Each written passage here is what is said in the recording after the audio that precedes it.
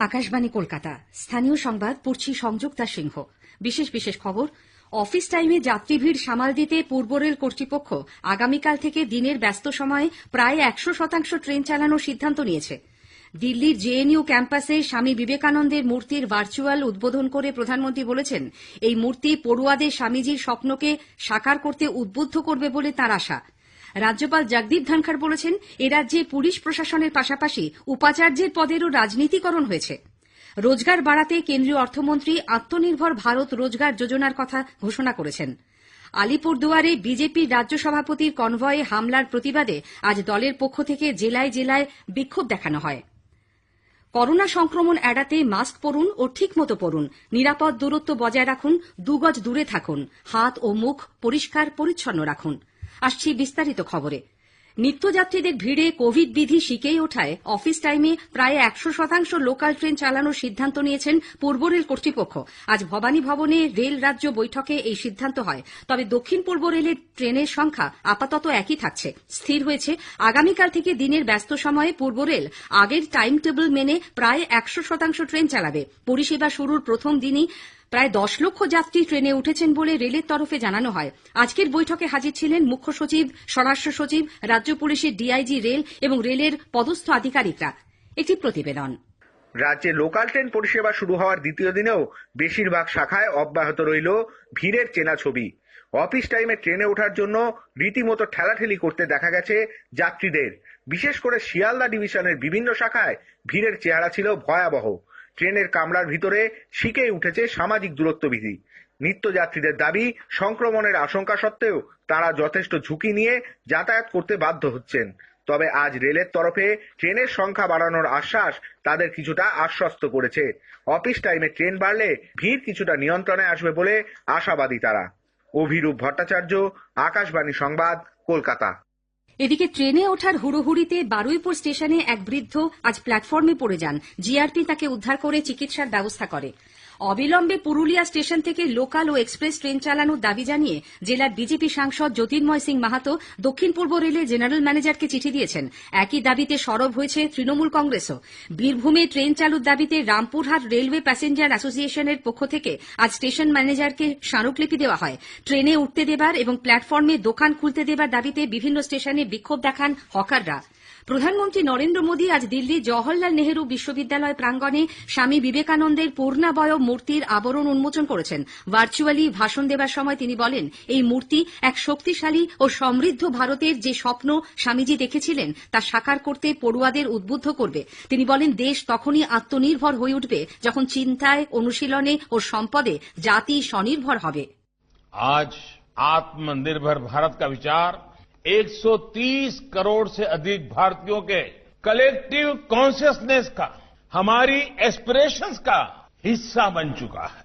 जब हम आत्मनिर्भर भारत की बात करते हैं तो लक्ष्य सिर्फ फिजिकल या मटेरियल सेल्फ रिलायंस तक ही सीमित नहीं है। आत्मनिर्भर राष्ट्र तभी बनता है जब संसाधनों के साथ साथ सोच और संस्कारों में भी वो आत्मनिर्भर बने। কলকাতা বিশ্ববিদ্যালয়ের ভেতরে একটি ধর্মীয় বেদি প্রতিষ্ঠার ঘটনায় ছাত্র সংগঠন এআইডিএসও তীব্র প্রতিবাদ জানিয়েছে। সংগঠনের রাজ্য সম্পাদক মণিশঙ্কর পট্টনায়েক আজ এক বিবৃতিতে অবিলম্বে এই ঘটনায় বিশ্ববিদ্যালয়কে উপযুক্ত ব্যবস্থা নেবার দাবি জানিয়েছেন। কোচবিহার শহরে গিয়েও রাজ্য সরকারের কঠোর সমালোচনা করলেন রাজ্যপাল জগদীপ ধনখড়। আজ তিনি হেলিকপ্টারে জেলায় এসে পঞ্চানন বর্মার মূর্তিতে মাল্যদান করেন। সস্ত্রীক মদন মোহন মন্দিরে পুজো দিয়ে ঘুরে দেখেন রাজবাড়ি। পরে কোচবিহার সার্কিট হাউসে বিভিন্ন সংগঠনের প্রতিনিধিদের সঙ্গে তিনি মিলিত হন। সাংবাদিকদের মুখোমুখি হয়ে রাজ্যপাল বলেন, রাজ্যের পুলিশ প্রশাসন রাজনৈতিক কর্মীর মতো কাজ করছে। রাজনৈতিক হিংসা বন্ধ হচ্ছে না। যে কোনো রাজনৈতিক দলের রাজ্য সভাপতির ওপর হামলা নিন্দাজনক। পুলিশকে চিঠি পাঠিয়েও কোনো উত্তর মিলছে না। সারা দেশে এখন পশ্চিমবঙ্গের পরিচিতি রাজনৈতিক হিংসার জন্য। বিশ্ববিদ্যালয়ের উপাচার্যের পদেরও রাজনীতিকরণ হয়েছে বলে মন্তব্য করেন রাজ্যপাল।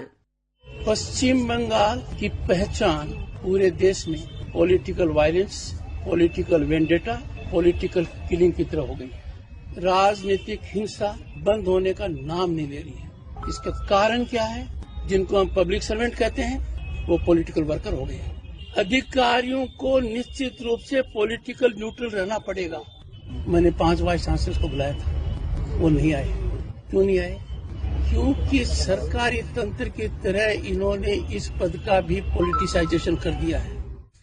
কোচবিহারে প্রথা অনুযায়ী রাজ্যের তরফে তাকে গার্ড অফ অনার না দেওয়া নিয়েও ক্ষোভ প্রকাশ করেছেন রাজ্যপাল। স্থানীয় সংবাদ শুনছেন আকাশবাণী কলকাতা কেন্দ্র থেকে। কোভিড অতিমারি সত্ত্বেও দেশের অর্থনীতি ঘুরে দাঁড়াচ্ছে বলে কেন্দ্রীয় অর্থমন্ত্রী নির্মলা সীতারামন জানিয়েছেন। আজ নতুন দিল্লিতে আত্মনির্ভর অভিযানের তৃতীয় দফার উৎসাহবর্ধক কর্মসূচি হিসেবে আত্মনির্ভর ভারত রোজগার যোজনার কথা ঘোষণা করেন তিনি। The new scheme, which we are now calling as Atmanirbhar Bharat Rozgar Yojana, is being launched so that we incentivize creation of new employment opportunities so that the recovery phase benefits from it. এই প্রকল্পে কর্মচারী provident fund সংগঠন ইপিএফওতে নথিভুক্ত প্রতিটি সংস্থায় নিযুক্ত নতুন যেসব কর্মচারী ইপিএফওর আওতাধীন নন অথবা গত 1 মার্চ থেকে 30 সেপ্টেম্বরের মধ্যে যারা চাকরি খুইয়েছেন আত্মনির্ভর ভারত রোজগার যোজনায় তারা উপকৃত হবেন। এই প্রকল্প কার্যকর থাকবে 2020 1 অক্টোবর থেকে 2021 30 জুন পর্যন্ত। 50 জনের কম কর্মচারী রয়েছেন এমন সংস্থাকে অন্তত 2 জন এবং 50 জনের বেশি কর্মচারী রয়েছেন এমন সংস্থাকে কমপক্ষে 5 জন নতুন কর্মী নিয়োগ করতে হবে। সেপ্টেম্বর মাসকে এই প্রকল্পের ভিত্তি হিসেবে ধরা হবে। শ্রীমতী সীতারামন জানান, ইপিএফওতে নথিভুক্ত যে সংস্থাগুলির কর্মী সংখ্যা 1000-এর মধ্যে এবং কর্মীদের আয় মাসে 15,000 টাকা পর্যন্ত তাদের প্রভিডেন্ট ফান্ড খাতে কর্মীদের 12% ও নিয়োগকর্তার 12% মিলিয়ে মোট 24% প্রদেয় অর্থের পুরোটাই দেবে কেন্দ্রীয় সরকার। এমএসএমই ক্ষেত্রের জন্য আত্মনির্ভর ভারত অভিযানে 3 লক্ষ কোটি টাকার ঋণের সুবিধা আগামী বছর 31 মার্চ পর্যন্ত বাড়ানোর কথাও তিনি ঘোষণা করেন। শ্রীমতী সীতারামন বলেন, এক্ষেত্রে 61 লক্ষ গ্রহীতাকে এ পর্যন্ত 2 লক্ষ কোটি টাকার বেশি ঋণ দেওয়া হয়েছে। আলিপুরদুয়ারে বিজেপির রাজ্য সভাপতি দিলীপ ঘোষের কনভয়ে আজ দুষ্কৃতীরা হামলা চালায়। কালচিনির বিধায়ক উইলসন চাম্প্রামারির গাড়িও ভাঙচুর করা হয়। পরে বিধায়ক জানান, দিলীপবাবু জয়গাঁতে জনসভায় যোগ দিতে যাচ্ছিলেন। পথে তাঁদের কালো পতাকা দেখিয়ে গো ব্যাক স্লোগান দেওয়া হয়। পরে পুলিশের সামনেই রাজ্য সভাপতির কনভয় লক্ষ্য করে কয়েকজন পাথর ছোড়ে দিলীপবাবুর ও দলের কয়েকজন কার্যকর্তার গাড়ি ভাঙচুর করা হয়। এই ঘটনায় এলাকায় উত্তেজনা দেখা দেয়, কেউ হতাহত হয়নি।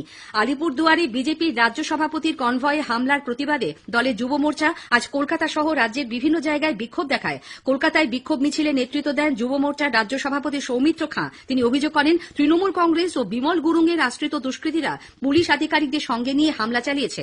ঘটনার প্রতিবাদে ভাটপাড়ায় সাংসদ অর্জুন সিং এর নেতৃত্বে বিজেপি কর্মীরা বিক্ষোভ মিছিল করে।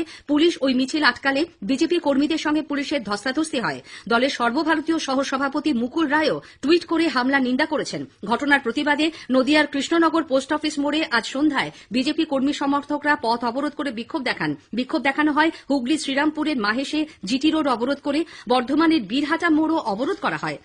আলিপুরদুয়ারের কালচিনিতে আজ এক জনসভায় বিজেপির রাজ্য সভাপতি বলেন, আয়ুষ্মান ভারত প্রকল্প থেকে এ রাজ্যের মানুষ বঞ্চিত। মানুষ ঠিকমতো চিকিৎসা পরিষেবা পাচ্ছেন না। বিশেষত পাহাড়ের আইন শৃঙ্খলা পরিস্থিতির অবনতির অভিযোগও করেন তিনি। विनय तावंग और विमल गुरुंग की लड़ाई शुरू हो गई है। आज 40 साल से चल रहा है, लेकिन वहाँ की जनता को क्या मिला है? पहाड़ में कमाई नहीं है, पहाड़ में दवाई नहीं है, पहाड़ में सुनवाई नहीं है। ये क्यों ऐसा हो रहा है? हमारे नौजवान, उनको कमाने के लिए या तो यहाँ सिलीगुड़ी आना या तो बाहर जाना पड़ता है। उसके लिए कौन जिम्मेदार है? ये जो आपस में कुश्ती कर रहे हैं, इनसे सावधान रहिए। পূর্ব মেদিনীপুরের ভূপতিনগর থানার গাজীপুর গ্রামে গোকুলচন্দ্র জানা নামে এক বিজেপি কর্মীর মৃত্যুর ঘটনায় স্থানীয় তৃণমূল কংগ্রেস গ্রাম পঞ্চায়েত সদস্যার স্বামীর নাম জড়িয়েছে। অভিযোগ, পঞ্চায়েত সদস্যার স্বামী টিঙ্কু লাল দলাই করোনা পজিটিভ হওয়া সত্ত্বেও একটি অনুষ্ঠান বাড়িতে যাওয়ায় বিজেপির বুথ সম্পাদক গোকুলবাবু প্রতিবাদ করেন। এই নিয়ে বচসার জেরে টিঙ্কু, পঞ্চায়েত সদস্যার ভাই সুভাষ চন্দ্র জানা ও তার সঙ্গীরা বছর 62 গোকুলবাবুকে বেধড়ক মারধর করলে মারা যান তিনি। পুলিশ এই ঘটনায় 2 জনকে গ্রেপ্তার করেছে। তাদের 14 দিনের জেল হেফাজতে পাঠানো হয়েছে। স্থানীয় সংবাদ শেষ হলো। এর পরের খবর 9টা 30 মিনিটে।